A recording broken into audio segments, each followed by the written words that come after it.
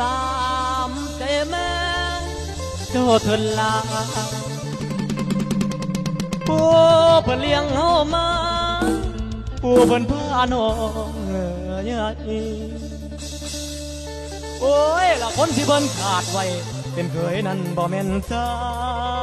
ยละคำที่อายฮักน้องก็หัวโยนเต็มใจแต่ก็หมดความหมายพ่อแม่นางเพิ่นทั้งอายเหลือใจหลายเด้อพออายเป็นเศร้านะ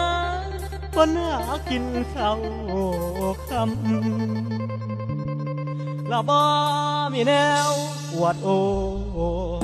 เทียมทานผู้มีดอกเด้นอโอ้ยโอ้ยนอโอ้ยนะน้องสาวเอ้ย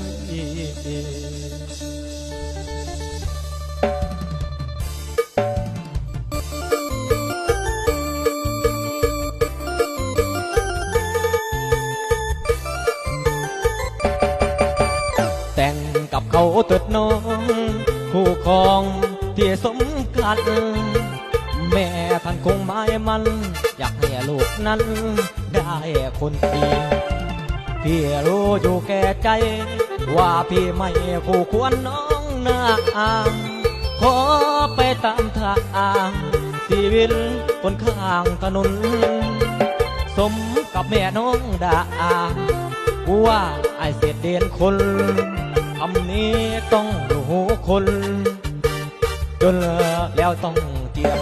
กี่ยมเกิดลาวันเวว่ากินดองของน้องล้ออยู่ไอ้สู้เขาบ่ได้คนเตะตำตะกุลโลกนี้วนคนอวดเด้งทักทีพี่นี่เป็นคนทุกข์สู้ยังบ่มีได้ไล่มันไปลูกเอ้ยจะสนมันเลยให้เสียเวลาไอ้คนที่เราเมายาอย่าให้มาใส่ขาบ้านเรา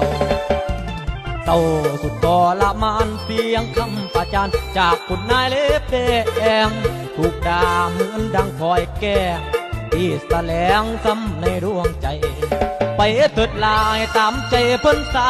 เอาหน้าให้แม่คำเต่าแก่เพิ่นเราผู้เจ้าอย่าลืมของให้แม่น้องหน้าใหญ่ทอกองเป็นกับเศรษฐีเงินขังอย่าห่วงหลังนอนน้ำอาย